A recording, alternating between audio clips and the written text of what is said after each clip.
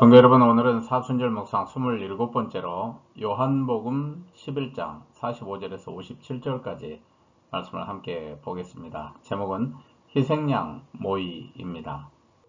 오늘 본문을 직접 다루기 전에 그 전에 희생양에 관한 논리를 함께 살펴보겠습니다. 여러 가지 것을 생각해 볼 수 있는데 실제로는 죄가 없지만 죄가 있는 것으로 간주되는 무고한 희생양에 대해서 생각해 볼 수 있고요. 또 사람들은 자신의 안전과 번영을 유지하기 위해서 다른 사람을 희생양으로 삼는 경우가 대부분입니다. 기득권이나 권력이나 명예 또는 종교적인 욕망을 성취시키기 위해서 희생양을 찾습니다. 욕망이라는 것이죠. 그 다음에 공동체, 조직, 민족, 국가의 욕망, 조직적인 욕망을 위해서 희생양을 찾습니다. 사실 동서양은 모두 희생양을 죽임으로써 자신의 공동체나 조직이나 사회나 국가의 평화와 또 안녕을 꾀했었던 수많은 일들이 있습니다. 서양에서는 아주 오래전에 있었던 고대 아테네 그리스의 희생양, 파르마코스라고 하는 이러한 희생양이 있었다고 해요. 그리고 동양의 우리 한국에서도 인신공양이 있었던 것이죠. 물론 인신공양이라고 하는 것은 사람을 희생물로 삼아서 제의적인 차원에서 희생을 삼고 그리고 공동체의 번영이나 아니면 평화를 꿈꾸었었던 이와 같은 수많은 일들이 각 트라이브나 민족이나 아니면 족속들 안에서도 일어난 적이 있습니다. 종교적인 욕망으로 인해서 희생양을 죽일 때 그것은 과연 제의적인 희생인가? 아닐 수 있다는 것이죠. 사회적인 폭력의 희생물이 될 수 있다는 것입니다. 그 대표적인 예가 누구냐면 바로 예수 그리스도의 죽음이죠.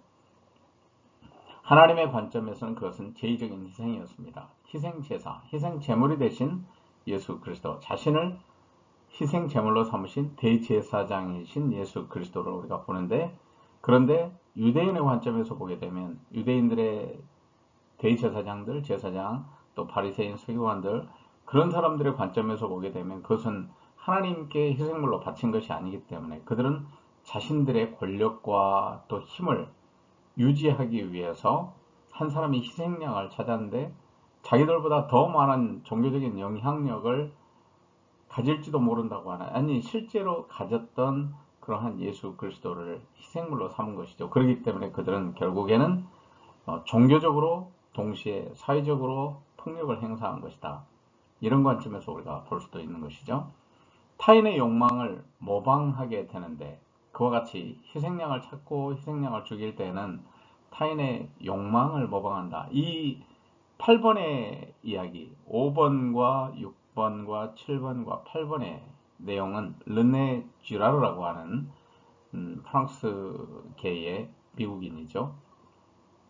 그 사람의 그 논리 중에 하나가 희생양을 만드는 인간의 욕망과 또 희생양 메커니즘에 관한 문화 인류학적인 책이 있는데 그것이 바로 희생양이고 또 폭력과 성스러움이라고 하는 제목의 책입니다. 그곳에서 이 르네 쥐라르가 아주 중요한 것들을 언급을 하죠. 그러면서 뭐라고 말하냐면 이 9번도 르네 쥐라르의 관점에서 본 것인데 종교적인 욕망으로 만든 희생양 예수 그리스도는 하나님께 봉헌된 것이 아니고 거대한 유대인의 폭력에 봉헌된 것이다. 이런 관점에서 본 것입니다. 그러니까 이것을 우리가 성경을 보게 될 때에 거기 안에는 경제, 사회, 정치, 종교적인 어떤 파워 게임이 들어있는데 그럼에도 불구하고 하나님께서는 자신의 뜻을 성취해 나가시잖아요. 그래서 영적으로 보는 것과 동시에 그 속에 숨어있는 사람들 사이의 그 관계, 정치 관계, 경제 관계, 또 종교적인 관계, 사회 문화적인 관계, 이러한 다양한 관계들을 우리가 본다면 이 후자, 거대한 폭력에 봉헌된 것이다 라고 하는 이 관점도 상당히 특별해 보입니다. 10번째, 희생양 요구는 그 형식은 다르지만 현대의 정치, 경제, 사회, 문화, 생활의 모든 영역에서 나타나고 있는 것이죠. 그런데 우리가 한 가지 짚고 넘어가야 될 것은 뭐냐면 욕구와 욕망에 관한 것입니다. 욕구란 무엇이냐? 생존과 직결된 것이다. 그래서 영어로는 needs라고 표현되죠. 그런데 욕망이라고 하는 것은 무엇이냐? 생사에 직결되지 않은 것이에요. 그런데도 불구하고 이 욕망을 성취하기 위해서 한 개인이나 아니면 한 조직이나 어떤 족속이나 민족이나 국가 공동체, 이런 조직적인 공동체들도 결국에는 이 욕망을 성취하기 위해서 희생양을 만든다고 하는 이러한 논리입니다. 여러분 어떻게 생각하십니까? 이러한 여러 가지 희생양에 대한 논리들을 염두에 두시고 오늘 본문의 말씀을 볼까요? 오늘 본문의 말씀은 요한복음 11장 45절에서 57절까지의 말씀입니다. 그 전에 무슨 일이 있었습니까? 나사로가 살아난 이야기가 있었잖아요. 그래서 오늘 이 45절에서 57절까지의 말씀을 좀 빠르게 읽어보면 이렇습니다. 마리아에게 와서 예수께서 하신 일을 본 많은 유대인들이 그를 믿었습니다. 예수님을 믿었다는 얘기죠. 그 중에 어떤 자는 바리새인에게 가서 예수께서 하신 일을 알리니라. 고자질한 것이냐 아니면 림폼한 것인지 그것은 알 수 없으나 어쨌든 그렇게 알린 사람들이 있었습니다. 이에 대제사장들과 바리새인들이 공회를 모으고 산헤드린 공회죠. 이 사람이 많은 표적을 행하니 우리가 어떻게 하겠느냐. 만일 이를 이대로 두면 모든 사람이 그를 믿을 것이요 그리고 로마인들이 와서 우리 땅과 민족을 빼앗아가리라 하니, 그 중에 한 사람 그해 대제사장인 가야바가 그들에게 말하되 너희가 아무것도 알지 못하는도다. 한 사람이 백성을 위해서 죽어서 온 민족이 망하지 않게 되는 것이 너희에게 유익한 줄을 생각하지 아니하는도다 하였으니, 이 말은 스스로 함이 아니요 그의 대제사장이므로 예수께서 그 민족을 위하시고 또 그 민족만 위할 뿐 아니라 흩어진 하나님의 자녀를 모아 하나가 되게 하기 위하여 죽으실 것을 미리 말함이로라. 이 내용으로 보게 되면 45절과 46절에는 예수님을 믿은 사람, 그렇지 않은 사람으로 나뉘는 것 같고요. 그리고 47절에서는 공회가 모여져서 거기에서 본격적으로 논의를 하게 되죠. 그 중에 가야바라고 하는 사람이 한 말이 있죠. 한 사람이 죽어야 된다는 말이죠. 결론적으로는요. 그런데 이것에 대한 해석이 이 51절입니다. 요한이 넣은 해석이고, 그리고 당대 아마 초대교회 이 사도 공동체뿐만이 아니라 이 일을 직접 경험했었던 사람들이 보았던 관점에서 해석이 들어간 것이죠. 그 다음을 볼까요?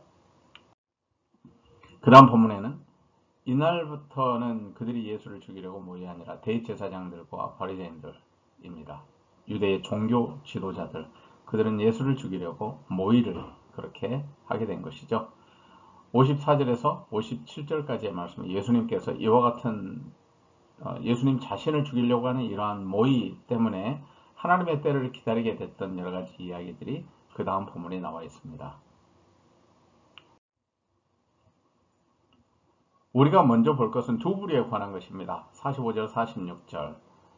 나사로가 살아난 그 일에 대해서 어떤 사람들은 믿는 유대인들이 있었고 어떤 사람들은 믿지 않는 유대인들이 있다는 사실을 우리가 알게 됩니다. 물론 믿은 사람들도 바리새인들에게 가서 알렸을까요? 우리는 알지 못하지만, 그런데 오늘 이 말씀을 통해서 우리가 간단하게 예수님의 말씀은 언제나 믿는 자와 그렇지 않은 자들로 나누게 된다는 것을 알게 됩니다. 흑과 백으로, 아니면 선과 악으로, 아니면 믿는 자와 그렇지 않은 자들로 나누게 됩니다. 회색지대는 없는 것이죠. 베다니에서 나사로가 다시 살아나자 예수가 그리스도라고 믿은 사람들이 있는가 하면 유대 종교의 권력자인 바리새인들에게 이 정보를 주러 간 자들이 생긴 것이죠. 이제 산헤드린 공회에는 모여서 희생양을 모의하게 되었습니다. 그들은 질문을 하는데 이 질문은 옳은 질문이에요. 우리가 어떻게 하겠느냐라고 하는 이 질문. 이것은 분명합니다. 그들은 어떻게 할 것인가, 무엇인가를 결정해야 되는데 문제는 어리석은 판단을 하는 것이죠. 만일 그를 이대로 두면, 예수를 그대로 놔두면 모든 사람이 그를 믿을 것이요 그리고 로마인들이 와서 우리 땅과 민족을 빼앗아가리라. 이들은 판단을 잘못하고 있습니다. 믿는 자가 많아지면 자신들에게 위협이 된다는 것일까요? 그렇다면 왜 위협이 될까요? 로마 제국에게 위협이 된다고 생각한 것 같은데 왜 그럴까요? 그리스도를 정치적인 존재로 보는 것입니다. 로마 제국의 속국인데 그 속국인 유대인들이 결국엔 한 사람을 따르게 되면 독립운동을 행할 것이며, 그것을 빌미로 해서 로마 제국이 유대 땅과 민족을 다시 빼앗아 갈 것이다. 이와 같은 두려움 때문에 그들은 오늘 이와 같은 모의를 하고 있는 것이죠. 그들의 두려움은 무엇입니까? 종교적인 권위 상실에 대한 두려움이고 또 기득권 상실에 대한 두려움이고 그리고 나름대로 누리고 있었던 그 제한된 자율권, 종교적인 상층부에 있으면서 또 산헤드린 공의회로 종교, 정치, 경제, 사회, 교육, 문화 다양한 것들을 모두 다 결정할 수 있는 유대 사회의 상층부에 있는 이 사람들이 가지고 있는 그 제한된 자율권. 그런데 이 자율권을 그들이 마음껏 누리고 있었기 때문에 그와 같은 것들을 상실할까봐 두려워했었던 것이죠. 그들이 누렸었던 정치적인 자유가 있습니다. 속국이지만 종교적인 자유, 정치적인 자유가 있습니다. 사회적인 자유가 있습니다. 그런데 이와 같은 자유와 또 누려왔었던 그 권력을 상실할까 두려워했던 것이죠. 그렇기 때문에 그들은 로마 제국의 눈치를 보면서 예수 그리스도의 그 영향력을 제한하고 싶은 모의를 하고 있는 것입니다. 이제 한 사람, 대제사장 가야바의 판단과 그 무지함을 볼까요? 그 중에 한 사람, 그 해의 대제사장인 가야바가 그들에게 말하되 너희가 아무것도 알지 못하는도다. 한 사람이 백성을 위하여 죽어서 희생양이 되어서 온 민족이 망하지 않게 되는 것이 너에게 유익한 줄을 생각하지 아니하는도다. 결국에 한 사람을 죽여야 된다는 것이죠. 그런데 왜 한 사람, 그 해의 대제사장이라고 했을까? 구약 성경의 전통으로 보면 대제사장은 평생직입니다. 혈통적으로 이어지니까. 그런데 로마 제국은 통치 수단으로 이와 같이 대제사장이 종교적으로 이스라엘 사회에, 유대인 사회에 굉장한 영향력을 미치기 때문에 그 영향력을 끊기 위해서 임명직으로 했습니다. 평생직이 아닙니다. 그런데 이 가야바는 역사적으로 보게 되면 총 36년 동안 봉직한 대제사장이었습니다. 그리고 이 대제사장은 산헤드린 공회의 중심 세력인 사두개인들과 그리고 로마의 원만한 관계를 유지하기 위해서 필요한 중심 인물이었어요. 그리고 실제로 이 가야바는 그렇게 유대 사회의 상층부인 산헤드린 그리고 그 중심 세력인 사두개인 그리고 또 바리새인들 이들과 로마와의 원만한 관계를 유지하기 위해서 여러 가지 수단과 방법을 사용할 줄 아는 사람이었다는 것이죠. 그런데 이러한 가야바가 내린 아주 어처구니없는 해법은 자신들의 종교적인 권력을 유지하기 위해서 예수 그리스도의 죽음을 당연시하고 결국 예수님을 희생양으로 죽이기로 계획하며 제안한 것입니다. 결국 희생양의 논리는 무엇입니까? 예수가 죽어야 이스라엘이 로마에게 멸망당하지 않는다고 하는 이 논리입니다. 민족과 국가를 위하는 것 같죠? 그렇지만 그러면서 자신들의 종교적인 권력을 유지하기 위한 욕망에 사로잡힌 자입니다. 그런데 우리가 한 가지 알아야 될 것은 하나님이 그 일을 어떻게 사용하시냐 이것을 보아야 성경을 영적으로 보거나 성경을 영적으로 이해하고 해석할 수 있는 것입니다. 51절의 말씀을 보시면 51, 52, 53절을 보게 되면 그와 같은 가야바의 말에 대해서 그리고 또 산헤드린 공회가 모여서 모의를 한 이 일에 대해서 요한의 해석을 담았는데 요한 1개인의 해석이 아니라 교회의 해석입니다. 교회가 이 일을 어떻게 보느냐 또 하나님이 이 일을 어떻게 보고 있느냐 이 관점을 굉장히 중요한 해석의 내용을 기록하고 있는데 이 말은 스스로 함이 아니요 그의 대제사장이므로 대제사장이기 때문에 나름대로 해법을 제시해야 되는 것이죠. 대제사장은 희생제사, 대속죄일에 희생제사를 담당하는 자이잖아요. 그와 같은 유대 민족과 또 그들이 나름대로 생각하는 모든 것들을 다 아울러서 한 희생양이 필요한데 그 희생양으로 삼은 예수께서 그 민족을 위하시고 또 그 민족만 위할 뿐 아니라 흩어진 하나님의 자녀들, 유대인들만을 말하는 것이 아니죠. 어떤 민족, 어떤 방언들, 어떤 족속들이든지 하나님의 자녀들을 모아 하나가 되게 하기 위하여 죽으실 것을 미리 말하미로라. 가야바의 아주 악한 의도가 무엇입니까? 가야바는 자신들의 체제 보전에 사로잡혀서 한 말이었던 것이죠. 악한 의도이죠. 그런데 하나님의 선하신 계획은 무엇입니까? 예수님께서 희생양이 되시는 데에는 하나님의 계획이 있었고, 그리고 예수님께서 희생양이 되시기 위해서는 누군가, 가야바는 결국 하나님의 계획을 드러내는 말을 한 것입니다.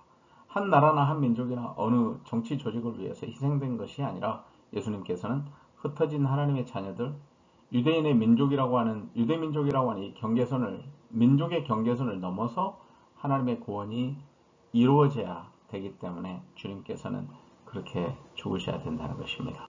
예수님께서는 그 이후에 이제 6월절까지 행보를 하셨는데, 그것이 54절에서 57절까지의 말씀을 통해서 쭉 기록되고 있습니다. 여기에 에브라임이라고 하는 동네 이름이 나오죠. 에브라임은 에브라임 지파가 있었던 동네이고, 예루살렘은 여기이죠. 예수님께서 예루살렘에서 에브라임으로 이동하시고, 그리고 나중에 이렇게 갈릴리 지역으로 옮겨가셨습니다. 많은 사람들이 지금 6월절 전에 예루살렘으로 올라갑니다. 왜냐하면 성지순례를 해야 되니까. 그리고 이스라엘 사회에서는 성인이라면 반드시 이 이스라엘 사회의 중요한 절기 때 예루살렘 성전에 가서 하나님을 예배하는 의무사항들이 있었기 때문에 많은 사람들이, 예수님께서는 이와 같이 갈릴리 쪽으로 가시지만 많은 사람들은 예루살렘으로 이렇게 이동하는 것이죠. 네. 예루살렘이 바로 이스라엘 사회의 종교, 정치, 사회, 교육, 문화 모든 것의 중심입니다. 우리가 이 사순절 묵상을 시작할 때 희생양의 논리에 대해서 함께 나눴죠. 다소 무거운 주제의 내용이었습니다. 그런데 오늘 본문의 말씀이 그와 같이 희생양을 찾는 유대인들, 종교 지도자 상층부에 있었던 사람들의 모의를 우리가 보았기 때문에 과연 유대인들이 가지고 있었던 희생양의 논리는 무엇일까 함께 나누기를 원합니다. 그들이 가지고 있었던 아주 중요한 논리는 뭐냐면 예수님이 희생양이 되어 죽어야 된다는 것이죠. 왜 예수님일까? 많은 사람들이 예수님을 믿고 있으니까. 그런데 그렇게 많은 사람들이 한 사람 예수를 따르게 되면 그것이 로마 황제에게, 또 로마 제국에게 위협이 되어서 유대인들을 더 압박할 것이기 때문에 예수가 죽어야 된다. 이와 같은 논리에서 결국 유대인들은 희생양의 논리를 삼습니다. 종교적인 상층부의 생존, 번영, 그리고 안정을 위해서 희생양이 필요한 것이죠. 그들은 이와 같은 동기와 목적을 숨기고 있습니다. 한 사람이 죽어서 민족의 평화를 주고, 그리고 또 사회 안정을 꾀할 수가 있다라고 얘기하지만, 한편으로는 그것은 전체 민족에 관한 것이 아니라 자기들의 생존과 자기들의 안정과 자기들의 번영인 것이죠. 왜냐하면 자기들이 누렸던 중요한 종교적인 기득권과 또 나름대로 자기들이 가지고 있었던 종교적인 신념을 지킬 수 있으니까. 왜냐하면 예수님께서는 이들의 생각이, 이들의 행태가, 이들이 하나님을 믿는다고는 하지만 정말로 하나님의 아들로 오신 그리스도를 죽이려고 하는 그것을 통해서 절대 그들은 아브라함의 후손일 수가 없다고, 사단, 마귀의 자녀라고 이렇게 말씀하셨기 때문에 자기들에게 도전하고 있는 예수 그리스도를, 예수님을 희생양으로 삼으려고 합니다. 정통 유대인들, 대제사장들, 제사장들, 그리고 바리새파와 사두개파, 이 사람들은 자신들이 가지고 있는 이 종교적인, 사회적인, 정치적인 기득권이 있어요. 그리고 또 명예, 전통, 종교적인 신념들, 이것들을 지키기 위해서는 그것들을 파괴시킨다고 생각하는 예수님을 죽여야 되는 것이죠. 그런데 그들이 가지고 있는 것이 있습니다. 종교와 또 공동체, 그 속에 숨어있는 욕망이 있습니다. 이미 말씀드렸듯이 욕구는 생존의 본질적인 필요죠. 그런데 욕망은 본질적이지 않은 것에 대한 바램입니다. 그러다 보니까 이 욕망, 자신들의 생존에 절대 필요한 것이 아닌데도 불구하고 그것을 성취시키기 위해서 이들은 욕망을 가졌고, 이 욕망을 이루기 위해서 희생양을 만드는 것이죠. 이들이 그동안 예루살렘 성전을 중심으로 해서 얼마나 많은 종교적인 권력을 누렸습니까? 그런데 예수님의 출현과 함께 예수님께서 성전을 정화시키시고 또 하나님의 나라의 복음을 선포하셨습니다. 표적 사건을 통해서 자신들의 왜곡된 야훼 신앙이 드러나기 시작하는 거예요. 그래서 사람들은 이제 알기 시작합니다. 바리새인들이 옳았던 게 아니구나. 대제사장들이 옳았던 게 아니구나. 단지 그들이 가지고 있는 종교적인 파워, 정치적인 파워, 그리고 사회적인 파워, 그것을 가지고 겁박을 주다 보니까 사람들이 순응한 것처럼 보일 뿐입니다. 그러나 사람들도 압니다. 그들이 얼마만큼 하나님의 신앙을 왜곡했는지, 야훼 신앙을 왜곡했는지, 그리고 하나님의 아들로 이 땅에 오신 그리스도를 거절하고 했는지를 사람들은 알기 시작하는 것이죠. 또 하나 그들이 두려워하는 게 있습니다. 예루살렘 성전의 지배권, 그 성전을 통해서 이스라엘 사회를 지배하고 있었던 이와 같은 권세의 위기를 맞게 된 것이죠. 그래서 그 위기를 초래한 존재로 낙인 찍은 예수 그리스도, 예수님을 희생양으로 삼아서 그 위기를 탈출하려고 하는 것입니다. 이런 관점에서 유대인들이 가지고 있었던 희생양의 논리를 본다고 하는 것은 굉장히 어려울 수도 있습니다. 그러나 이와 같은 실제적인 이 희생양의 논리가 숨어 있고 이와 같은 논리하에 유대인들은 움직이기 시작합니다. 유대인들은 만인을 위한 한 사람의 희생을 모의한 것이죠. 그리고 희생양을 죽이면 그들은 평화를 얻을 수 있다고 생각했습니다. 그런데 하나님의 섭리라고 하는 것은 그런 유대인들의 희생양 메커니즘을 전복시키시죠. 사단의 불의가 패배하고 무고한 희생양이셨던 예수 그리스도가 영원한 영광과 승리를 누리도록 하시는 것이 하나님의 섭리였습니다. 이제 이것은 예수 그리스도의 부활의 사건을 통해서 알게 되는 것이죠. 이제 말씀을 마칩니다. 예수님은 나사로가 다시 살아난 사건 이후에 더 이상 표적을 행하시지 않았는데 왜 그랬을까? 이제 주님께서 죽으시는 그 하나님의 타이밍이 시작된 것이고요. 그리고 또 하나 예수님 자신이 표적이기 때문에 그렇습니다. 그러므로 오늘날 우리도 이제는 말씀이신 예수 그리스도께 다시 새롭게 나아가서 복음을 드려야 되겠죠. 유대인들은 하나님의 거대한 섭리 속에서 유대인들의 그 욕망과 무지와 하점을 하나님께서는 이용하셨는데 그렇다고 해서 그들의 죄가 용납되는 것은 아니죠. 우리는 욕망을 채우기 위해서 희생을 강요하는 또 다른 죄와 교만을 떨쳐버려야 됩니다. 그리고 그런 잘못된 근성을 경계하는 영성을 회복해야 되지 않을까요?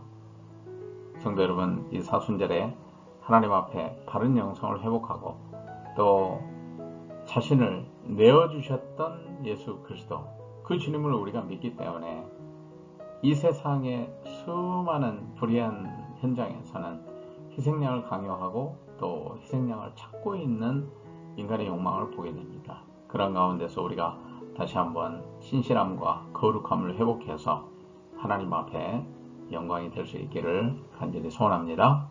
다음 시간에 뵙겠습니다.